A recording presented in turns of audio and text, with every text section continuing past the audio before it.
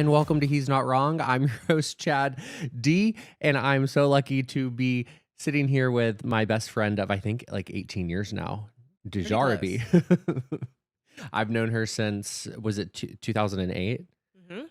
I was in Yep. middle school. She was in high school, and she is my moral compass. She is my best friend.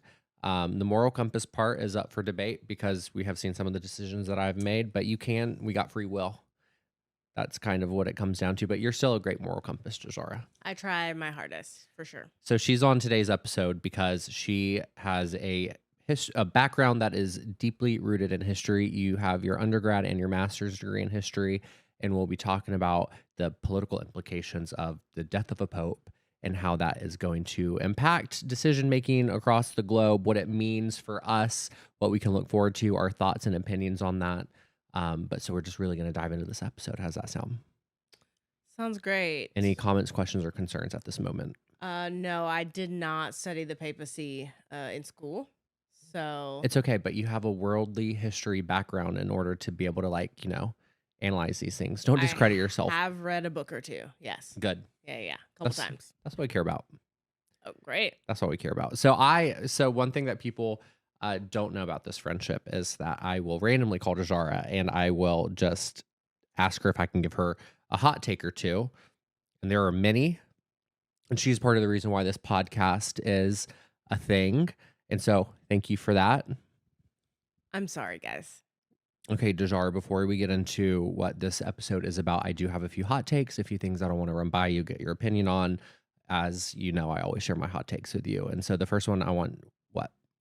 Let's go. Any questions? Comments and concerns, but keep going.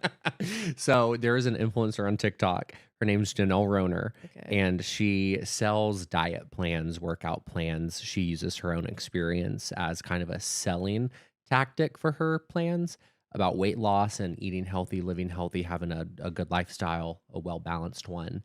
And people buy these plans from her. Why? They look up to her. She's branded herself in a way that she has found it profitable, and her audience buys it. So Literally. yes, They pay money for it. yes. Okay. And so in the past year, she's been selling these things. She's been losing weight. People have been buying her plan, thinking that So she's actually losing weight along with her people. supposedly it just came out that she is on a GLP-1, and she admitted that she's on a GLP-1. This whole year that she's been selling workout plans and diet plans to people. Correct. For money. Correct. Cool. Okay. Okay, so then she comes out with a statement, and she's talking about how the GLP-1 is not the main mode of weight loss. It is a tool in the toolbox that allows her to lose weight because she is living a healthy lifestyle, because she is following her plan of eating correctly, because she is doing physical activity according to her plan. So it's not the GLP-1 that's making her lose weight. It's her plan. The GLP-1 is just helping facilitate that weight loss. Mm-hmm. With the information I just gave you, I need your opinion on how you feel about that. Okay. I need your thoughts. Here's the thing.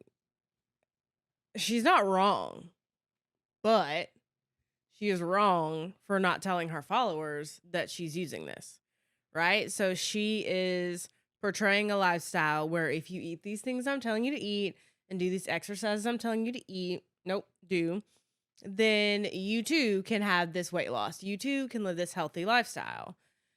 But she has another secret tool in her back pocket, and she's right. Like, just being on the GLP-1 does not make a miracle. You do have to eat healthy. You do have to work out. You do have to live the lifestyle.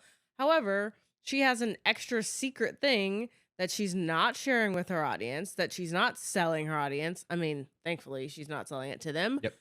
But she has this little bit of extra, and the dishonesty is really the problem there. If she was like, hey, I'm doing all these things, but I'm also on this, maybe you should talk to your doctor and also incorporate all these other things.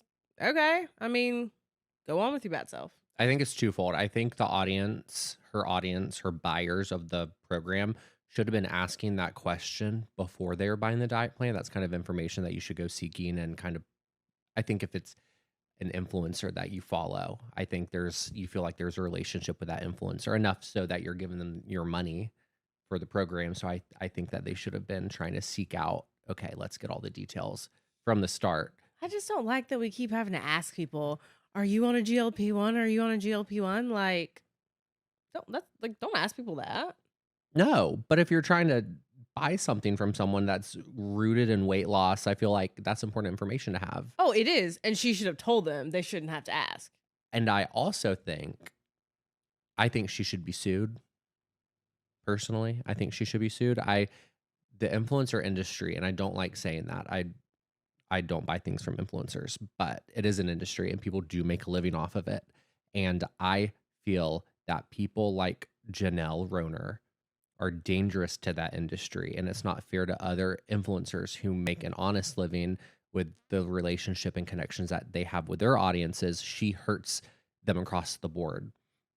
People in that comment and in the comment section to when she was addressing the GLP-1 allegations and she was admitting to it, like people were turning, being like, I'm never buying from an influencer again. Like we Yeah. should never trust them. Yeah. Well, Because I now don't, they are going to ask every influencer, "Are you on a GLP-1?" yes. Mhm. And so I think she is dangerous to that industry. I don't think it's fair for all the other influencers who make a living honestly with the relationship that they've cultivated with their audience. I think that the damage that she's doing right now is, Fraud. yep. I mean, it's fraud. Yeah. Yeah.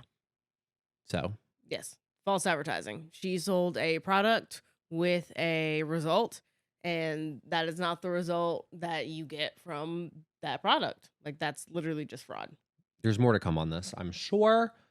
We'll have to Yeah. revisit. People aren't going to let it go. They're not No. going to be like, well, No, I think we're in the beginning stages of her trying to do damage control, and we don't really see the consequences or any lawsuits or what's going to happen. So we'll have to follow this do one. you think But it's possible, though, for her to do enough damage control that it just goes away? I don't. I think the damage is done. I think maybe if there were other products that she could sell that you really don't have to trust anyone, maybe just like do a simple review. I think she could sell those. But I think with things like a weight loss diet plan, I think her business, her brand as like a wellness expert, I think that's tarnished. I think she has to move on from that one. Valid. Those are my thoughts. Okay, so cool. Hot take number 2. Jesus is an immigrant. He tries to come to America right now. Do we let him in? Does he stay? Thoughts? Do we let him in? No. Obviously not. I mean, not me personally, I would. But does the United States let him in? No. In fact, they will probably, I don't know, commit him somewhere. They're gonna be like, this guy seems a little crazy. You know, he's like a little dirty, a little unhoused looking. He's got long hair. Mm-hmm. They're like, yeah, no, we gotta put this guy somewhere. And then he starts doing like, you know, Jesus things, magic tricks. And they're like, oh, and then they give him a reality show.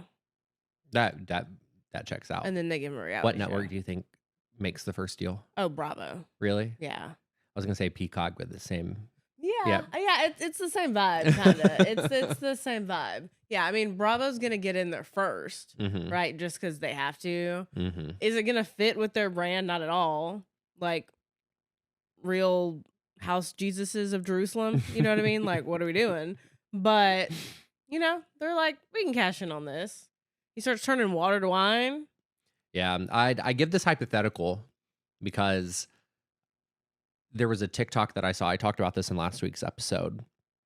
And there was a TikTok where some girl was like talking about Christian conservatives and y'all would hate who Jesus is and you definitely would have Yes. him deported. Yes. And there were a few people that I personally know that are conservative and they were very offended that I shared that TikTok. And I wasn't sharing it to, this is not an apology. I'm not wrong on the fact that I shared it and I keep talking about it. I was very right in doing so. But there were people who were offended by it. And I think if you were offended by that, it's lost on you the dangers of Christian nationalism and not understanding the messages of the person that you supposedly idolize, rightfully so, if that's your religion and that's who you idolize, and great. But I think it's lost on them the messages that and the teachings that he was about, to where their political beliefs are really taking over who they are as a person, and they can't see past that, and how those political beliefs are dangerous for people like Jesus if he was to come back.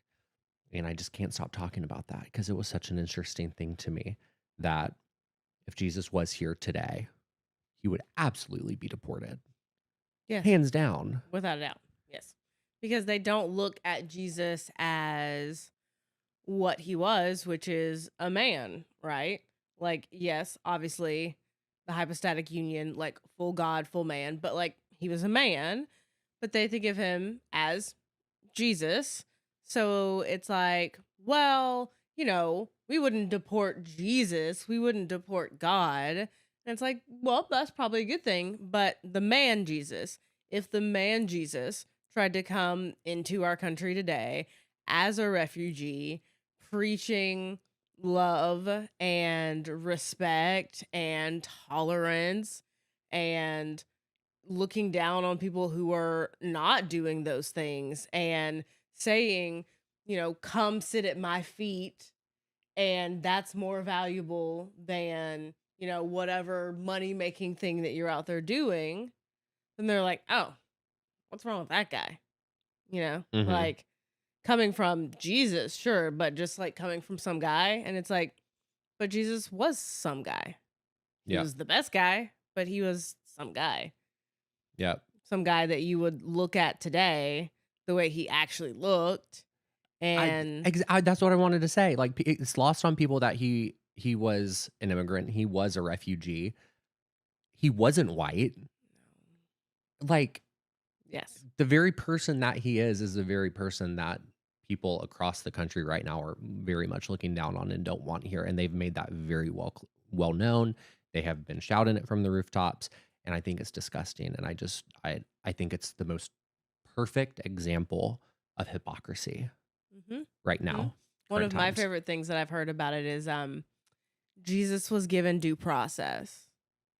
Like, did it work out great? I mean, it worked out the way it was supposed to, right? Like, they were never going to believe he was the son of God, but he was given a trial. Yet and still, we are sending people away, no trial, no due process, no rights granted to anyone in the United States of America by our Constitution. But they at least gave him that, Yeah. and we can't extend that to people. Yeah. You know, Hmm. Pontius Pilate gave him a trial, didn't believe him. We got one. Mm. We're sending people out of the country with nothing, Yeah. hope and a prayer. Bye. It's not funny, but I mean, that's what it is. literally hope and a prayer. Yeah. Except, thoughts and prayers. Like, I don't even Thoughts and think you prayers. truly, I don't even think you have to be religious to acknowledge someone's humanity, to acknowledge that the teachings of Jesus, yes, a religious figure, but at the very core of it is just like basic humanity, just like treating people fairly, making sure that people have a roof over their heads and can feed their families and just like live a safe, normal, healthy life. And it's like, what, like when did that get lost on us as a country? The root of the word, human. We stopped being human to each other. People care about themselves and not their fellow humans. And so it's like me, me, me, me, me. I want to keep myself safe.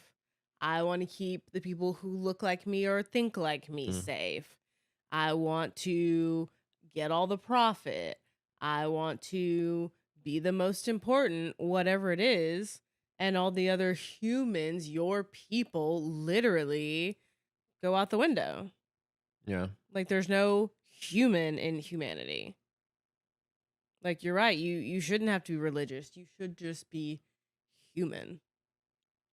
Okay, so that is a good segue right now for what I wanted this conversation to be, focused on the death of the Pope and the implications for that. And I think it's really important that we kind of ground the power and influence of the Pope in something. I've been seeing a lot on social media and people that I've talked to, they're not understanding like the wall to wall coverage of the Pope. Like he was just a religious figure. What, like, why should we care? Why does it matter? Mhm. And I think we have the understanding, obviously, because we went to a Catholic school for as long as we did growing up. But I think it's also rooted in the fact that historically we understand that the Catholic Church was like a kingdom. They ruled over a landmass in Europe The Papal and States, yes. had sovereign power, and A military. the Papal States what went into those were a thing until like the mid 1800s. Yeah, around the 1870s is when Italy reabsorbed everything but the Vatican. Yeah, and then you had the popes who said they were prisoners and they weren't seen for like 50 or 60 years, and then the Vatican City became its own sovereign place in the 1920s. Mhm. Um, but I say that because the Catholic Church isn't just a religion, it quite literally is an institution of government that had and still has, but not as much power over people and policy and lawmaking and influence over European leaders and monarchs. And I think there's such great importance in understanding that and understanding why we should care about the next pope, because that power and that influence isn't fully lost. I mean, the power is in the people, and the Catholic Church is huge. There are a billion of us, and Catholics are everywhere, all over the world. And if your power is your people, then we have the people, which means we have the ability to affect change, which means we have the ability to have agents in such far-reaching places that people, don't even think about. It's not like we are centrally located somewhere, right? Our Holy See is the Vatican, but there are Catholics everywhere, coast to coast, top to bottom, left to right, all over the entire world, which means that the Pope is coast to coast, left to right, all over the entire world, right? Like the shepherd of our religion, right? Our supreme pontiff is to many Catholics more important and more influential than their political leaders, right? I know Catholics who will ignore what the president says, what their senator says, what their local lawmakers say, but they're listening to the Pope because more important than, laws to them, like, your city ordinance on where to put your trash can is their eternal salvation, right? And those are the things that are coming from the Pope. The Mhm. Pope infallible on matters of faith, which is to say not everything, and he doesn't speak that way very often. I think it's literally only happened like Yep. twice. But your salvation is not in his hands, but your guide to it. He is our shepherd, right? And so that has more influence than any other person presiding over your life. If you are someone who is like a true believer and like salvation is your goal, right? Then the person who holds that is more important to you than anyone else. And that is our supreme pontiff. That is the Pope. Yeah.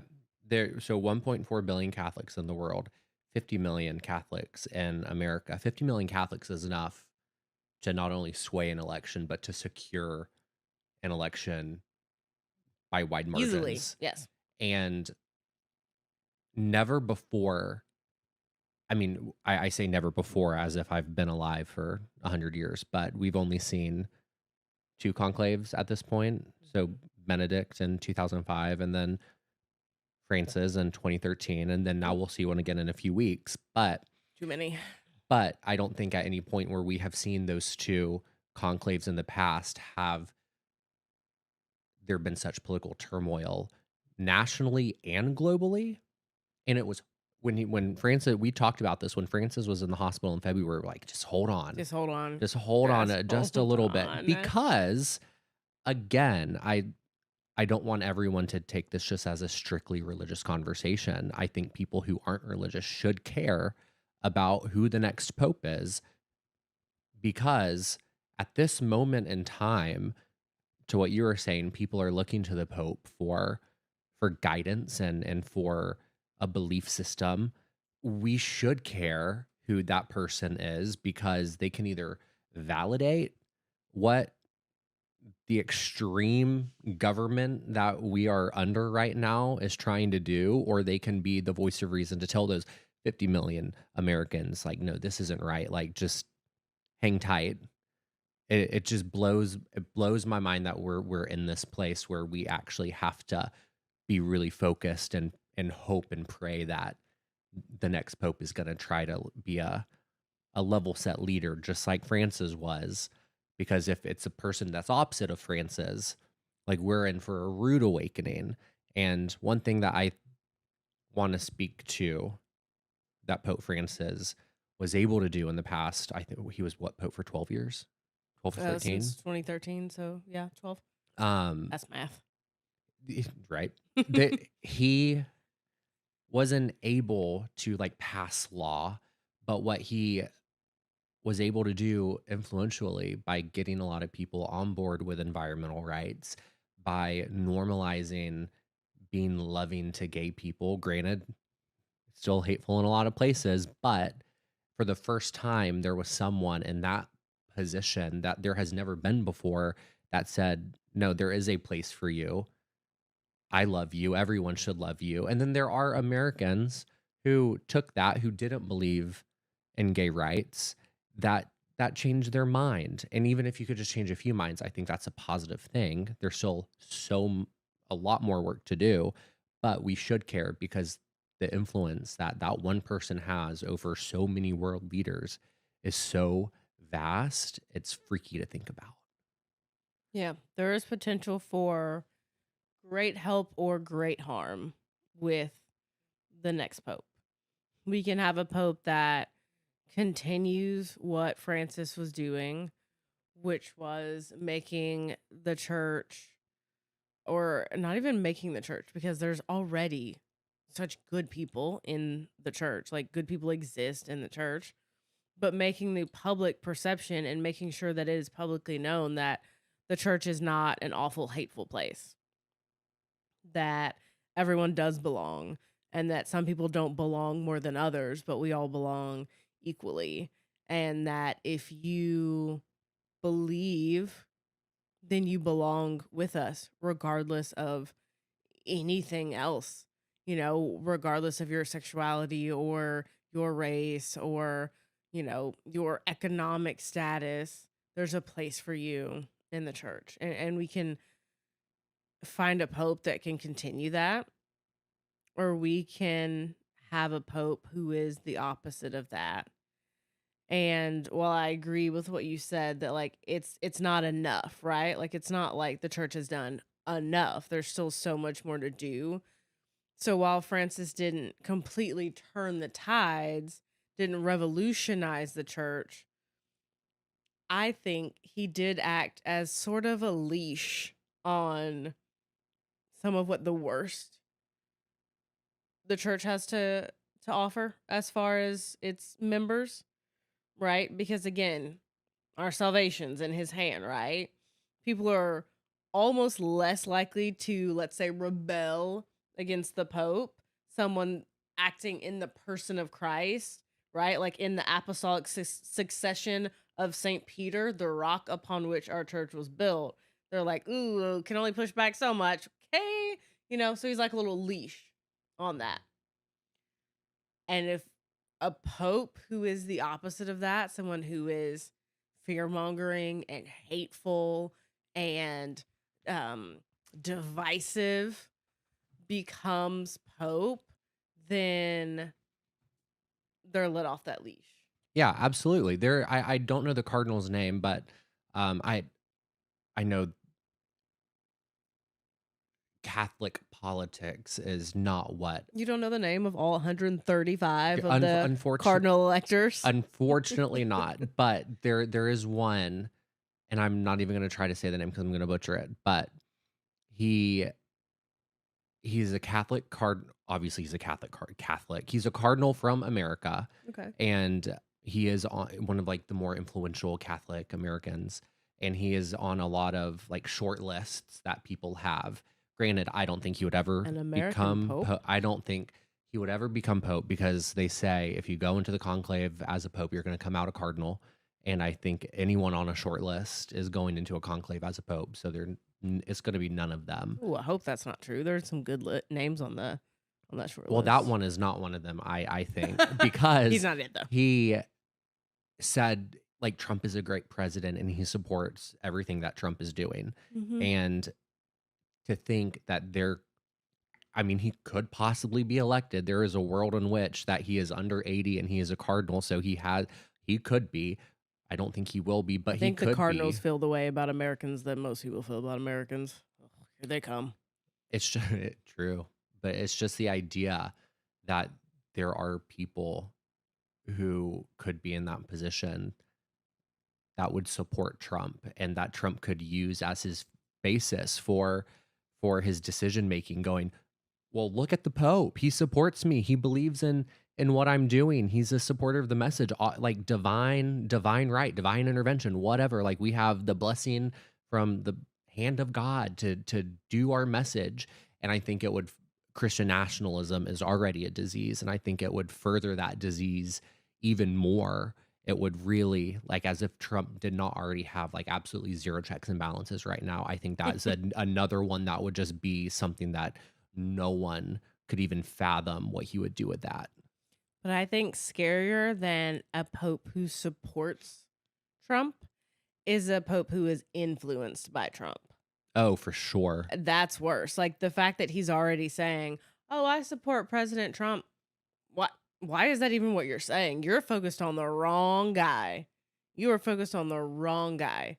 You should be talking about the teachings of Jesus, the doctrines of Mary, Mhm. like, the apostles, uh, and you're using your not 15 minutes of fame, but kind of, cuz this is like the only time that non-Catholics might kind of be paying attention to him to talk about President Trump. You're already wrong. You're already on the wrong track. Like, Yeah. why are you talking about him?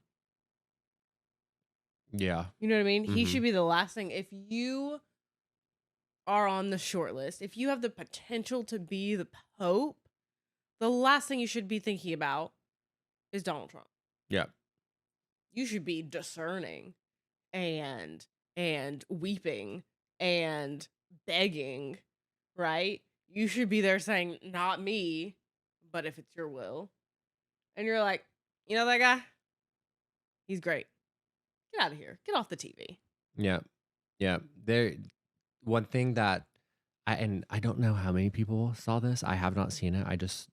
I saw someone shared it on Facebook, and as we discussed in the last podcast episode, for the people who heard, if you see something, you should always just double check your sources. So I saw some clips that had like Pope Francis quoted. I was like, I'm gonna just fact check this, and it was real. He actually did a like sit down interview.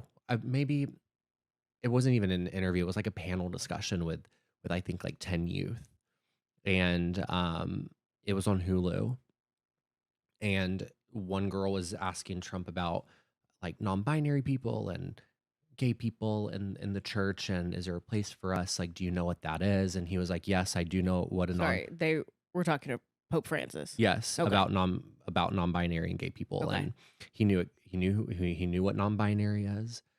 He then went on to talk about how we have to love everyone and blah blah blah. We've already discussed this in this episode right now, but what we haven't discussed is the fact that Francis went on to say that if there is anyone in the church that is saying that you don't belong, or that what you're doing is like there's not a place for you, um, and he was obviously more eloquent in how he was speaking. Um, in like 6 different languages, probably. Yeah.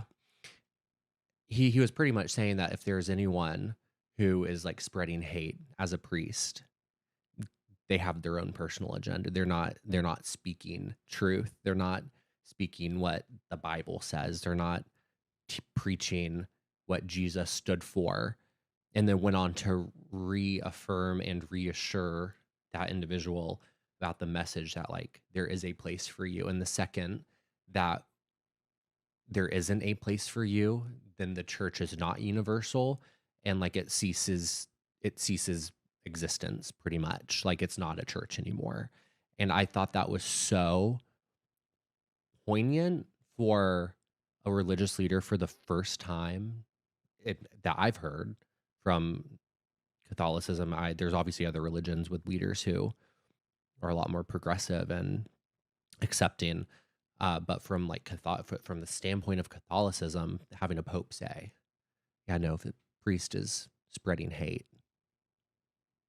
that they're not doing their job," Yeah, and I and think like stood against them. we've both known plenty of priests who did have their own agenda, or not just priests, but anyone who is um in a position, not even in the church, but just like part of the magisterium, the teaching authority of the church, whether it's, a priest or a deacon or a high school religion teacher. I have to address that. Jajara knows. I talked about this, I think, in episode 1 of the podcast that I was gonna have, or maybe it was my bonus episode. It was Mhm. one of the It episodes where happened. I said I'm gonna have an episode dedicated to my Catholic school upbringing, and because there was some trauma and There was some some trauma that trauma. we're still harboring and Got and some working religion through. teachers that I need to have a word with. Yeah, so I literally I had a religion teacher. He was my religion teacher, 10th and 11th grade. I'm really trying to narrow it down to like who it could be for the people Yeah, who he we wore a know. lot of purple. Yeah, from Louisiana, was becoming a priest, but said, I'm the becoming a priest isn't for me because I have a calling to get married, and he thought it was to a woman. And so he told everyone in our grade, and I mean at great length, we were debating this religion teacher, saying like, "What about gay people?" And he'd be like, "Gay people go to hell. There's no place in heaven. If you're sinning because you're gay, then you're not gonna go to heaven. You're gonna go to hell." And like literally, as a minor, was being told I'm going to hell for being gay. And at that point, I didn't even know I was gay. I mean, I knew it. I didn't really know, but like I knew I was different, Mhm. and I knew that made me like Well, not want to. different in a lot of ways. Yeah, well, true, but let's not talk about that. Um, it made me feel at that moment like I would never be able to come out. Like I felt so alone. No one knew. In danger, Yeah, I felt so unsafe and so threatened, awful. So plot twist, he is now married to a man. So just out and proud, just out and proud. all the trauma that was put on minors, on kids, on the youth, several of which in my grade are gay. We all heard the same message. It's insane to me that is allowed. And hearing what Francis said in that interview since his passing, and then thinking back to like some of the awful things that were said when I was in high school, when you were in school with me, just thinking like, no, that was frowned upon, and that's like from the higher ups in the church, like they don't agree with that. That somewhat makes me feel better, but I'll feel better when I get an apology from this individual who was, Traumatized you yeah, as a child. yeah. Yeah. And I think my parents are going to listen to this episode, and I don't even think they're, I don't even think they understand the level of like trauma that, and like it's fine. I'm not blaming them. Like they worked their butts Yeah. off to put me into Catholic school, uh, but like at what cost? Mhm. At the cost of having a stupid human Mhm. spread some stupid messages that traumatized a lot of people. Yeah, not cool. And for the record, we'd had some great priests and some great religion teachers who um I think definitely were in line with what Pope Francis wanted, and were supportive and nurturing, and teachers who taught the Catholic faith, but without being hateful about other denominations or other religions Putting their own or opinion into putting their own opinion into the teaching and saying this is like the official teaching. mhm, mhm, mhm. That I can't handle that. Yeah. We don't have to be hateful, you know? It's like literally making my stomach hurt right now thinking back to Mhm. that. And the thing is, like, even if you think you're right, right? Like, I'm sure at the time, like, he thought he was right, but you ever think about, like, maybe you just don't have to say it? Okay, here's my thing. I just said in high school, like I knew I was different at that time, but I didn't really know what it was. He was a full ass adult. He Yes. knew. Yes. He knew at that. He knew. Mhm. He knew he was not becoming a priest because he had a calling to get married to a woman. Well, he had to call into something. I'm just like, Yeah, he's the worst. He was the worst. Actively harmful. And now he gets to just like la di da through his days and his life without, well, as far as I know, acknowledging all the kids that he traumatized with his rhetoric. And perhaps he has like apologized. I don't keep up with I him. He haven't was seen never it. my teacher, for the record. I just experienced him in passing. Well, he's still my friend on Facebook because I look out for a public All right, statement. detectives, go find him. Don't harass him for legal reasons. That was a joke. That was a joke.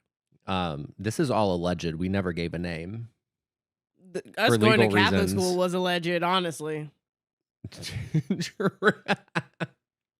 Oh my gosh. I think we've laid a good foundation as to why we should care about who becomes the next pope because there are political implications. We've made that clear. There could be a conservative pope, there could be a more liberal, progressive pope like Francis. And I think that's what everyone should want and hope and pray for, that his work continues. I know, like, I had a conversation last night with someone, and that conversation was really centered around like the the work that Francis did. As we said, it's not enough, but it will probably take generations of Francis to really put into practice that belief, that um, progress for our kids, for their kids to not even know what a hateful teaching is or what a hateful world is. And so that's why I think we should care because the work has started and it shouldn't just stop now because like there are some stupid cardinals that could really come in and mess things up, but we should care. Bottom line. We should care. The church has the people, and the people have the power. So one thing that we do know about Pope Francis was he was very pro Ukraine. Hmm. He wanted peace. He wanted the war to end. He supported Ukraine. It came out. I don't know if you saw this. I didn't share this with you, but I found out about this like the day after he died. He was FaceTiming. It was 3 days after the war in Ukraine started. He was or no, I'm getting Ukraine and Gaza mixed up, but it's all the same. He wanted peace. He Thinking about was that poor old man he, FaceTiming somebody. it was actually at the war in Gaza. I misspoke, everyone. It was the war in Gaza 3 days after that war started. Ever since, he has not missed a day. He FaceTimed the only Catholic church there, and checked in on his people. Maybe it was Ukraine. Moral of the story, the man wanted peace and he was checking in real time every day in a war zone, FaceTiming Mhm. his people and being with them. So whether it's Gaza or Ukraine, I'll have to go back and fact check. I'll put it in the description. I'll make sure that what I'm telling you is accurate. But what is accurate is it was a war zone. He was, FaceTiming them nightly, the only parish that is in one of those locations, and he had a very strong relationship with them. And so he passes. He does not see peace come to fruition in his life. But what we did see was Trump and Zelensky having a private meeting in the Vatican. I think it was like 15 minutes before his funeral began. And I know we talked about this a little bit, but I wanted to try to save as much of it for the podcast as we could. But to me, they were just so, you said it best. You said inconsequential. There was something seeing Trump and Zelensky sitting in the Vatican. And again, you don't have to be religious to understand just how grand of a space that is, for how the architecture and the color and the beauty of it, to understand just how grand and great that that is. Um, and seeing them sitting there, it just seems so stupid. It just seems so, like, why? Like, what are they trying to do? And so it's like almost like, okay, like, what are we doing here? But then it's also like, oh, did Francis set this up? Did he do this? Yeah, Was this nudge, his last? nudge. Yeah, was this his last wish before he died? Is this like a beyond the grave influence? Yeah, on one hand, I did hate that that was one of the first headlines I saw from his funeral. One of the first photos I saw, and I was like, "Oh, well, it's about Donald Trump again." It's about like before I saw anything about the funeral, I saw that photo and I saw the blue suit photo, and I was like, did anything unrelated to Donald Trump happen at this funeral? Like Nope. anything in the world? Can you tell me anything about it? But once I reined in that ginormous eye roll, I did think, maybe this is what Francis would have wanted, for them to take this time on what I think Francis would have considered the most neutral of ground, Sure. and have that moment to hopefully, be peaceful and be good people on both counts. But it's just like, go in the janitor's closet. Like, not everything has to be a photo op. If we need Yes. to talk peace, if we're talking peace, go go back there. Yep. Don't make a spectacle at what is already a spectacle for a different reason. Yep. I'd exactly that. I think if we found out that they had a private meeting and there was like no proof it happened, I'd be like, yes, Yeah, yes, great. awesome. But it's Mhm. the fact that like just the optics of it just was a really big turnoff. Yeah. It's like I saw the photos, you got the photos, nothing happened, nothing's Yeah, gonna what'd y'all happen. talk about? Hmm. Someone give me a transcript. It was a private meeting, but like there was a photographer. How private was it? Someone give me a transcript. Good luck. Come on, lip readers. Another thing I want to ask you about is JD Vance meets Pope Francis for the first time on Easter Sunday in the Vatican. Um, did he stress the Pope out that caused a stroke? Do you think the Pope held on long enough to meet JD Vance to like share a message? What like I'm I'm I'm still sorting through JD being the last person that the Pope met with. It's almost like symbolic in a way to me, because if I was JD, I'd be embarrassed. Oh man, there aren't enough confessions in the world. There are not enough acts of contrition in the world to assuage that Catholic guilt, man. Not even close. Okay, you're Hail Marying from sun up to sundown and still not even touch it. Um, I I think I like to think that Pope Francis was just petty enough, to be like, I need to tell this man about himself. I gotta tell him that he is not all that. In fact, he is all nothing.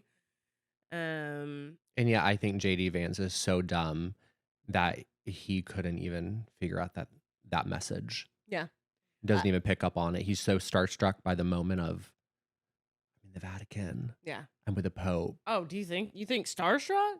Yeah, I don't think he's starstruck. I do. I think JD Vance is so new to all this that he's like in it for the pomp and circumstance. And like He's been in the same room as Donald Trump. Why would he be starstruck by the Pope? for those listening on the podcast apps, Jazar just gave a death glare into the camera. Um, read into that all you want.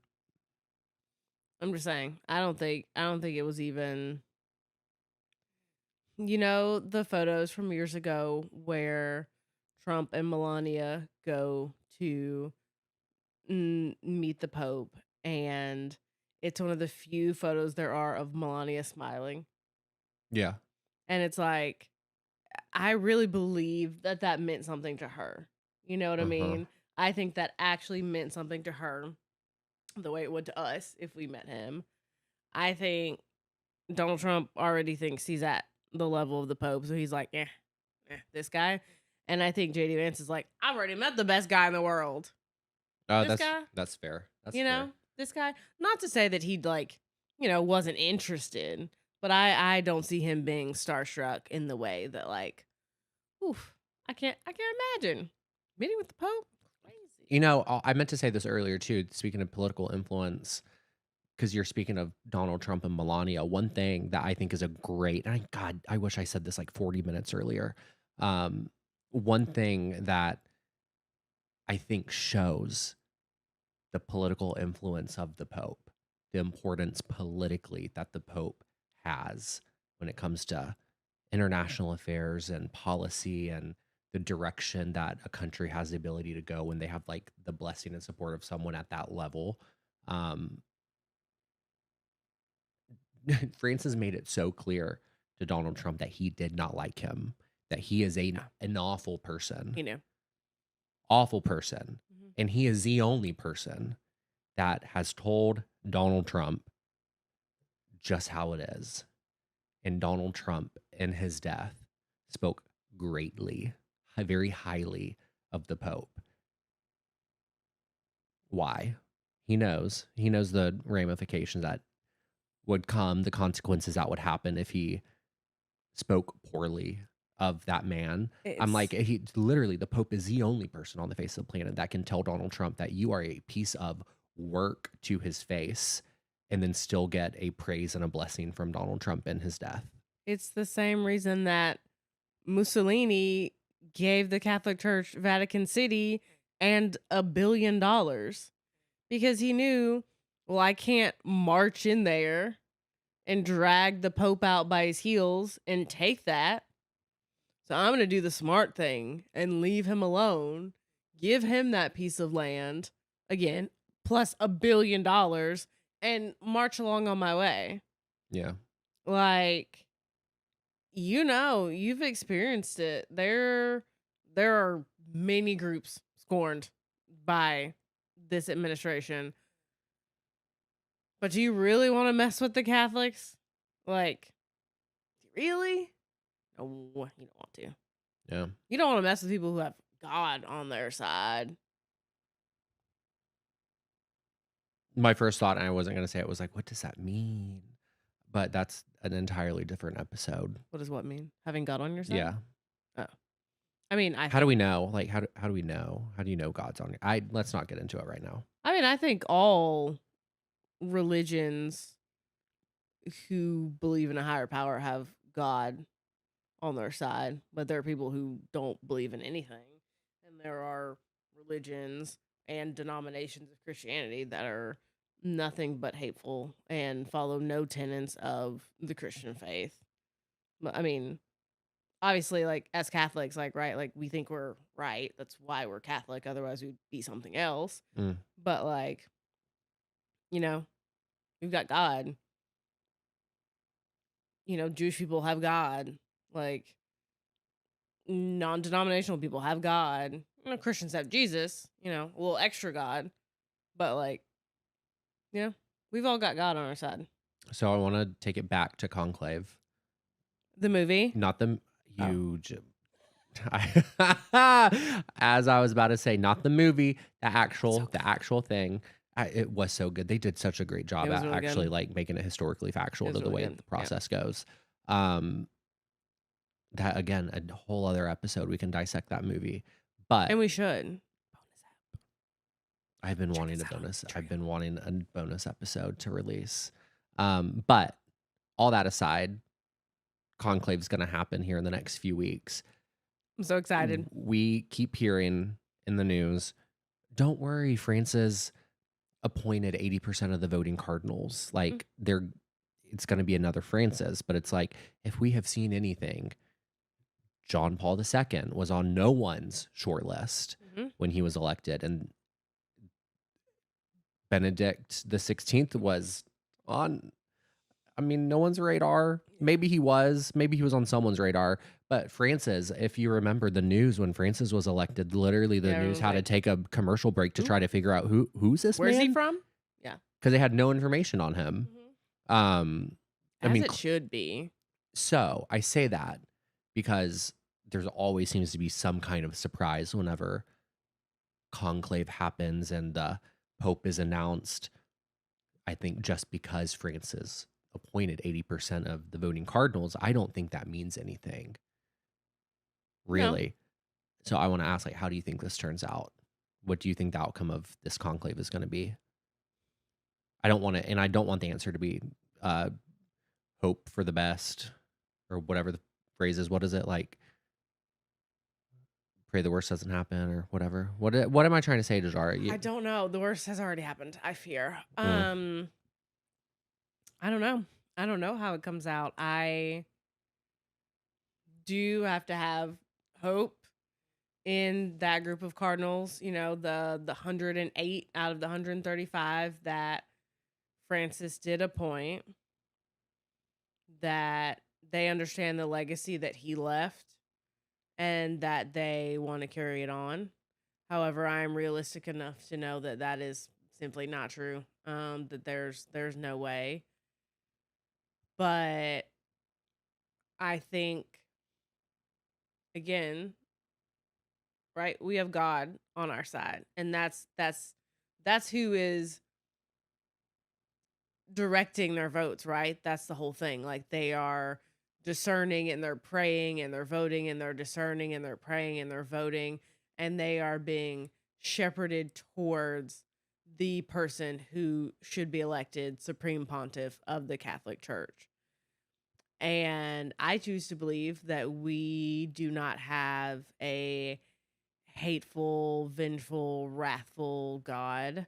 I mean, like, a little bit. We all read the Old Testament, but you know what I mean. That's a different kind. I believe that we have a God who is going to direct the cardinals to a good man, someone who is going to be kind and inclusive and progressive, and someone who will embrace all the things about the Catholic Church that he should, because the Catholic Church is beautiful. It does have a beautiful tradition, but that doesn't mean that we can't also have progress. And I think the person exists who understands both of those things.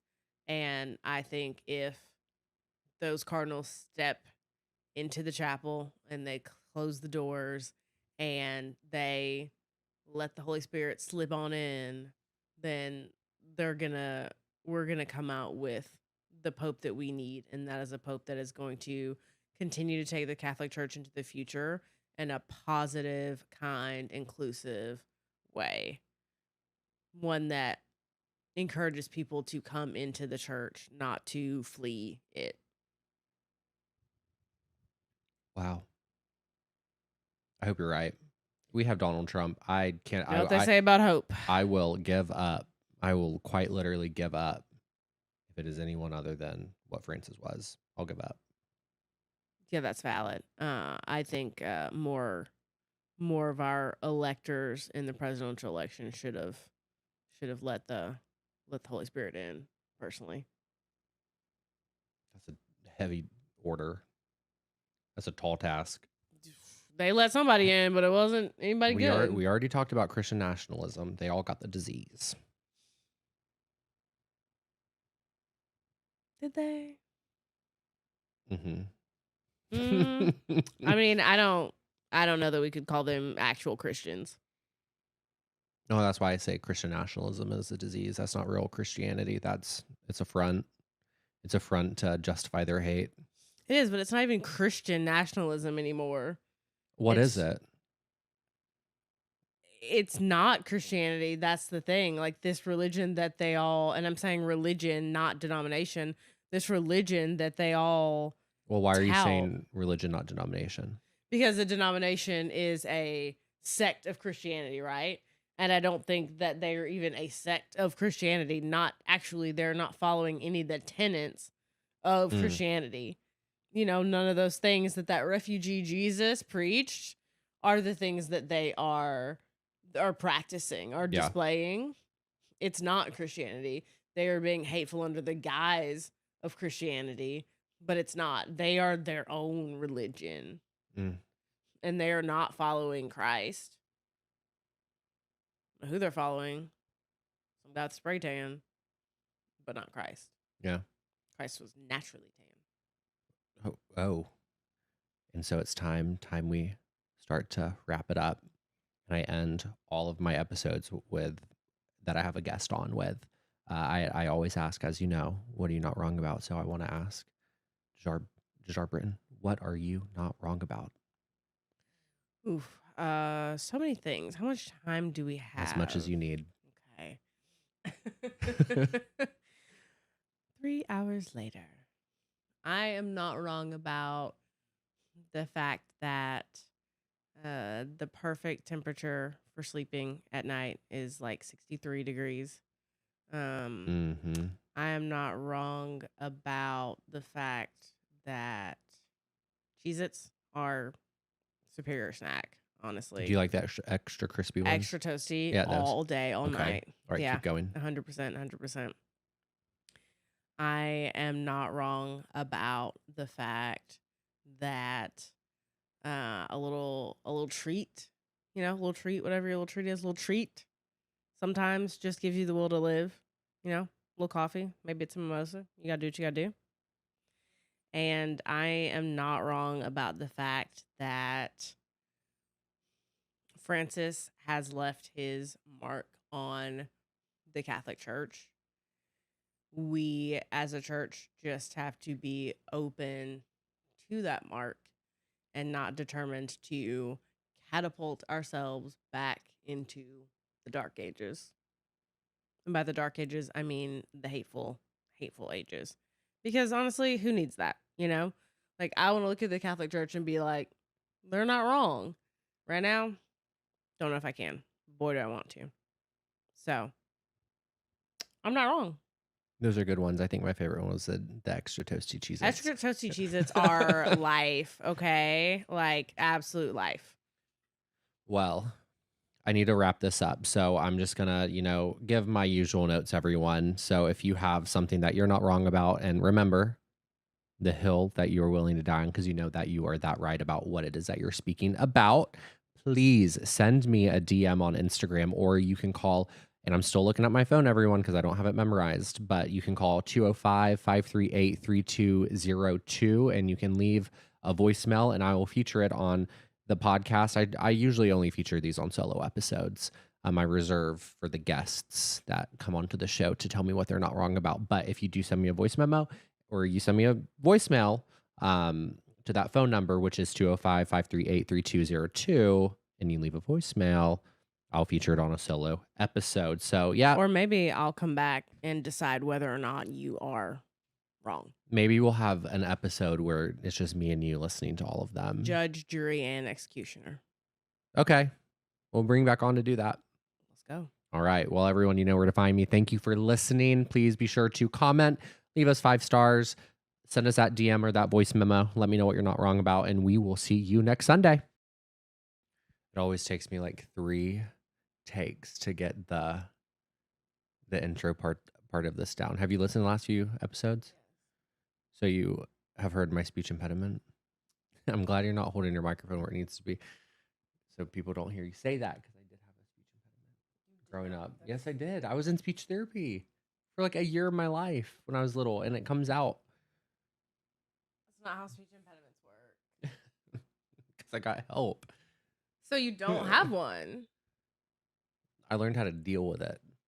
No, that's not how speech impediments work. Yes, It's not. It's not like autism, where you just have it forever and learn to deal with it. You just stop having the speech impediment.